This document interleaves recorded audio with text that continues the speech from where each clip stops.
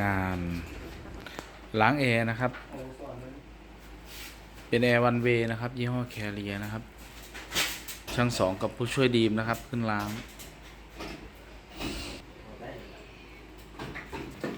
ชิ้นส่วนอุปกรณ์นะครับที่ถอดลงมาเพื่อทำล้างทำความสะอาดนะครับมอเตอร์นะครับมอเตอร์พัดลมเชื่อมกันไปเลย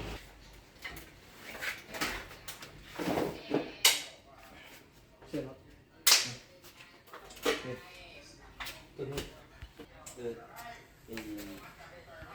เป็นแอร์วันเวย์นะค เกี่ย รับ วด้วยนะ แคเรียนะครับอินเวอร์เตอร์